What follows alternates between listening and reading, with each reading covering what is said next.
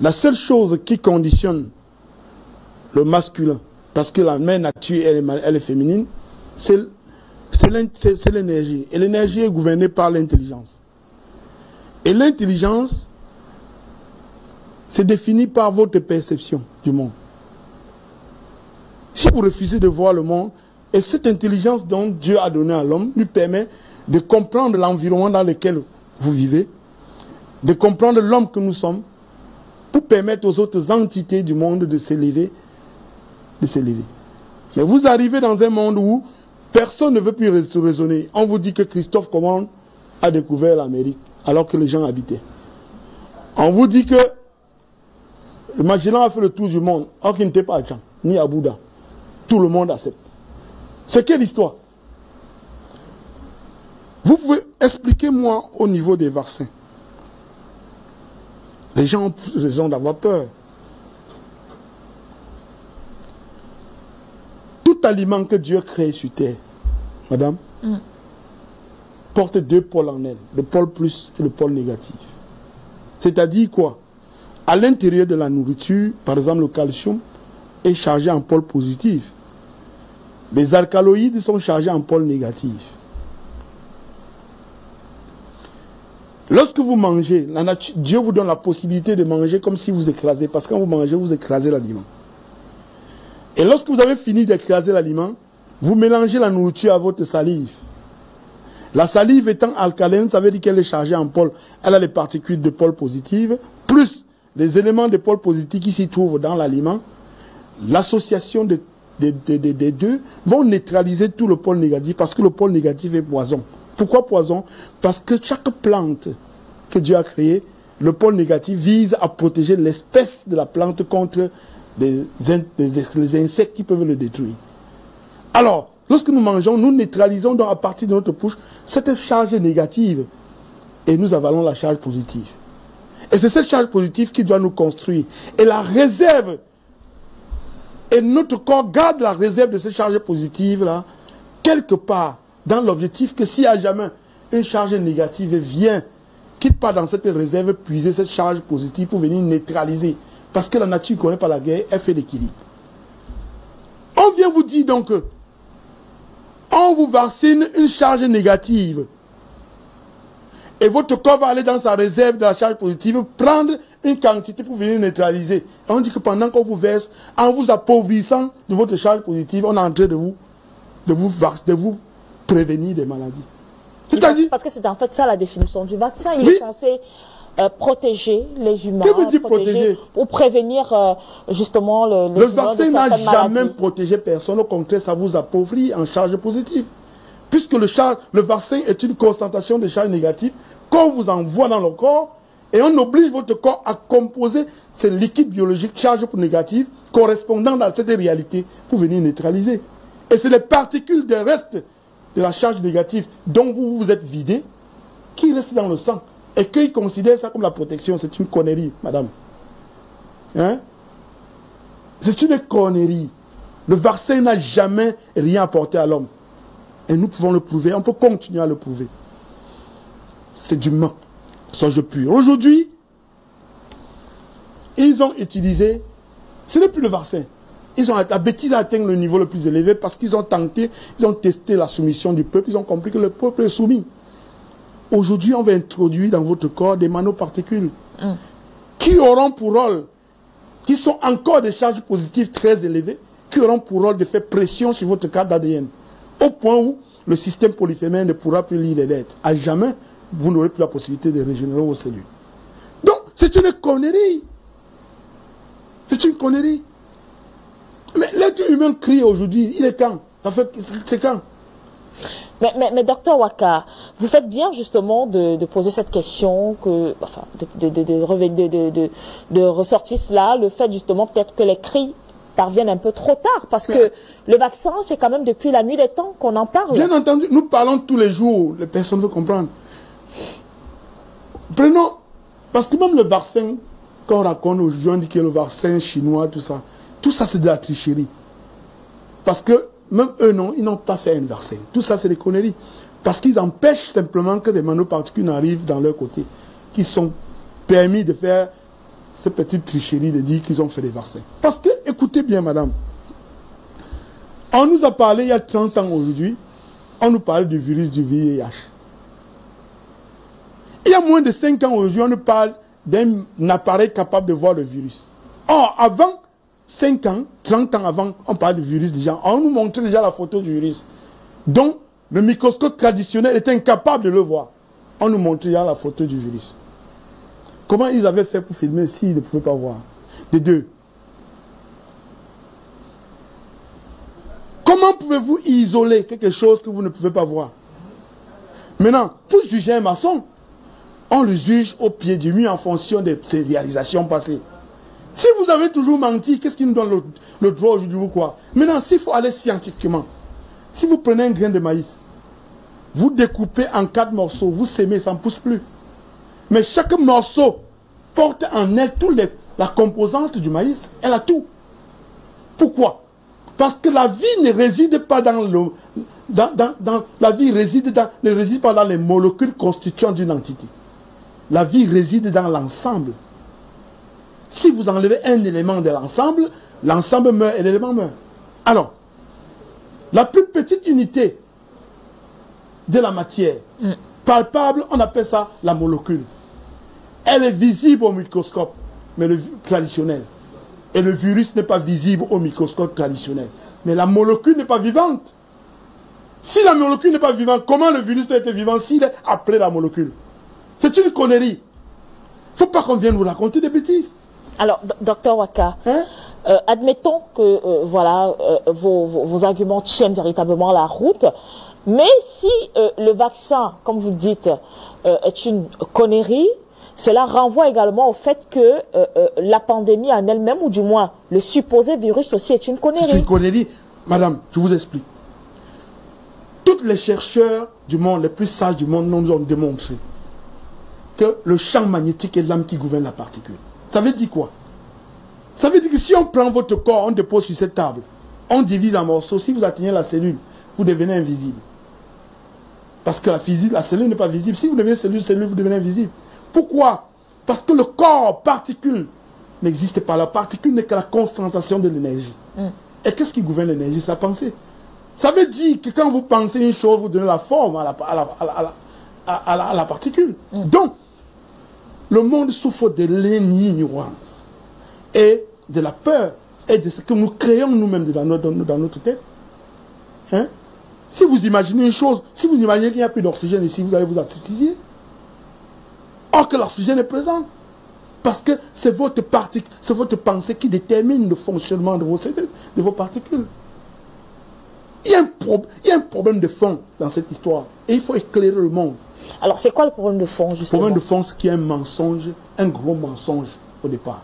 Le véritable but, c'est de contrôler les êtres humains. Parce que par la peur, on les contrôlait, mais on se rend compte qu'il y a parmi eux ceux qui réussissent à sortir du lot. Alors, par conséquent, pour mieux contrôler les hommes, il faut influencer l'homme par quelque chose qui doit contrôler son cerveau. C'est tout. Et on coupe rien. Et ils fument le vaccin, on les vaccine déjà. On les vaccine déjà depuis.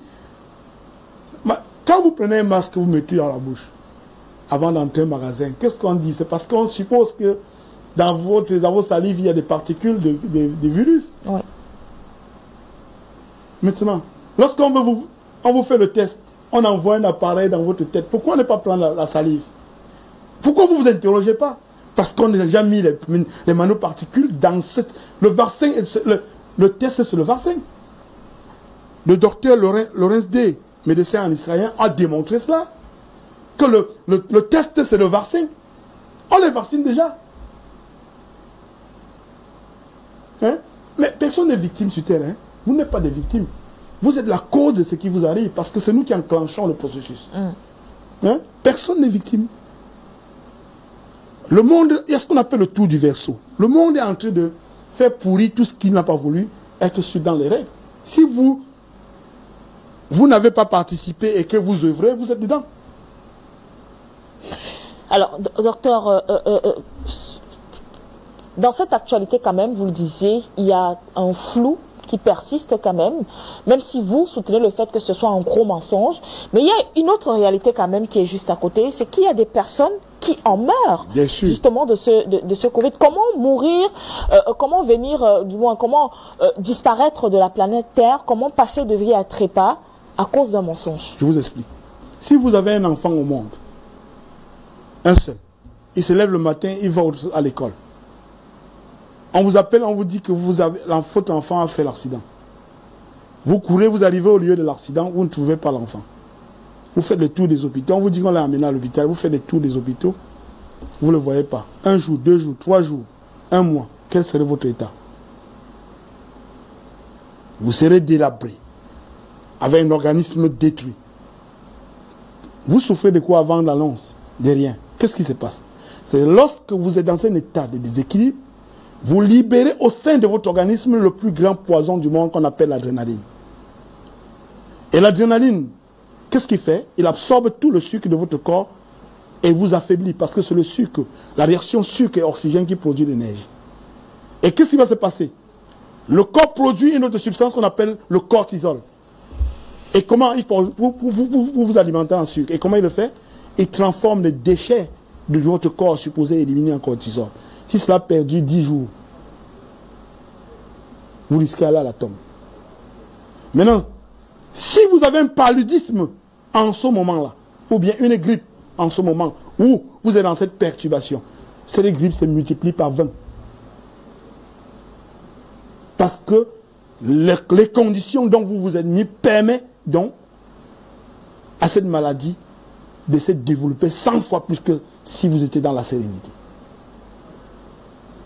Vous comprenez donc qu'on vit dans un monde où, si l'être humain avait compris qui il est, il serait difficile de ôter la vie à un homme. Nous sommes la cause nous-mêmes de nos propres échecs. Parce que la science officielle est basée sur du mensonge pur. Posez-moi une question sur n'importe quoi concernant les maladies définies par la science. Je vais vous montrer des incohérences inimaginables. Jusqu'au diabétique, tout le monde souffre là. Posez-moi la question. Sur n'importe quelle maladie au hasard. C'est des conneries. Vous ne pouvez pas dire aux gens qu'il a le cancer. Et vous définissez le cancer par la prolifération de cellules anormales au sein de son corps. D'accord? Et vous dites qu'il a il a mangé quelque chose qui a les particules cancérogènes. Mais toutes les cellules de son corps ont consommé. Pourquoi le cancer commence à un endroit donné? Pourquoi ne pas commencer partout alors que toutes les cellules ont bénéficié de ce que vous avez mangé? Parce que la science officielle est aléatoire. La rationalité, il n'y en a pas. Elle est extrêmement tordue. Et sur la base de quoi nous devons croire à ces choses-là? Tout a été toujours faussé. Et cette fausseté aujourd'hui est... Mais vous me supprimez, madame. Vous me demandez de fabriquer, vous demandez à quelqu'un de fabriquer un vaccin. Il fabrique, il vous dit qu'il ne garantit pas. Parce que lui, il ne garantit pas lui. Ton État dit qu'il va te vacciner. Toi, tu ne peux pas te vacciner. Alors, docteur Waka, c'est vrai que... C'est pas possible. L'homme, l'être humain, a traversé la plus grosse bête. Alors, docteur Waka, c'est quand même vrai que c'est un sujet qui alimente les chaumières depuis l'avènement effectivement de ce virus Covid-19 et de plus encore avec la course au vaccin qui a été lancée par plusieurs laboratoires. Moi, on a plus l'impression aujourd'hui que ces laboratoires, au lieu plutôt de véritablement chercher la solution de ce virus, se sont plutôt lancés dans une course commerciale. Que veut dire capitalisme, madame? Que veut dire capitaliste? L'être humain est une entité constituée de 3 entités, mini-entités, le corps, l'esprit et l'âme. Le corps ne représente que 1% de votre entité humaine. Le reste, c'est 99% et esprit, ça dit de l'énergie. Capitalisme veut dire centrer tout sur les 1%. Veut dire que le but du capitalisme vise à se faire d'intérêt. Si je suis commerçant et que j'ai gagné 10 millions cette année, et que j'estime gagner 15 millions l'année prochaine, qu'est-ce que je fais? Je trouve les moyens pour rendre possible mon objectif.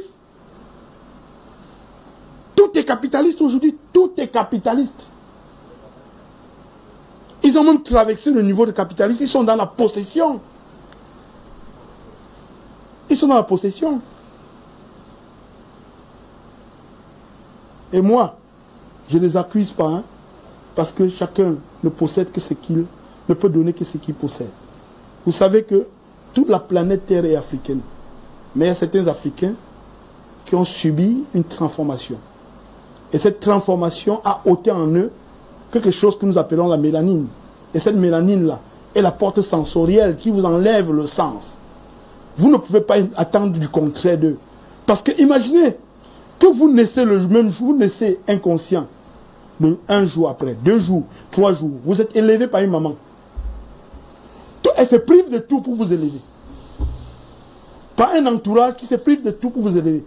À 30 ans, vous prenez cette maman pour l'enfermer dans un endroit où vous dites qu'elle n'a plus droit à la vie. On appelle ça des chambres de quoi Vous prenez votre maman pour l'enfermer. Si vous êtes capable de faire ça à votre maman, vous aurez pitié de qui? Alors, docteur, quand on vous écoute parler, on comprend effectivement que vous, peut-être sans toutefois accuser, mais vous vous adressez beaucoup plus là aux Occidentaux qui imposent, ou du moins veulent imposer un style de vie au reste du monde, notamment au continent africain. Mais il se trouve également que même en Occident, il y a des réfractaires à ces vaccins. Mais bien entendu, c'est une petite poignée d'individus fous qui veulent posséder le monde. Et ils ont des possibilités, des grandes possibilités d'influencer tous les États. Qu'est-ce qui se passe? La bêtise est flagrante. Mais vous ne voyez personne, même les opposants qui étaient au quartier, parce qu'ils savent que pour être président, ils doivent passer par là. Personne ne se prononce, chacun se calme. Expliquez-moi, quelqu'un a fabriqué le vaccin et vous dit qu'il ne garantit pas parce qu'il n'est pas sûr. Il vous dit même que ça ne protège pas le Covid. Que ça ne vous protège pas de ça. Mais on dit qu'on va vous vacciner pour protéger. Ça dit qu'il y a une contradiction inimaginable. Et ils n'ont pas honte de continuer de parler. Et vous êtes là. C'est-à-dire que le mensonge est extrêmement flagrant que nous devons les dépasser. Tous ceux qui doivent se vacciner et qui se vaccinent déjà par le test doivent savoir que c'est le résultat de ce qu'ils ont sémé. Dès que vous refusez de raisonner par vous-même, vous devenez la proie des autres. Quand il n'y a que 2 choix. Soit vous optez pour votre chemin, ou bien vous optez pour les autres. Pour votre chemin ou pour les autres, c'est tout.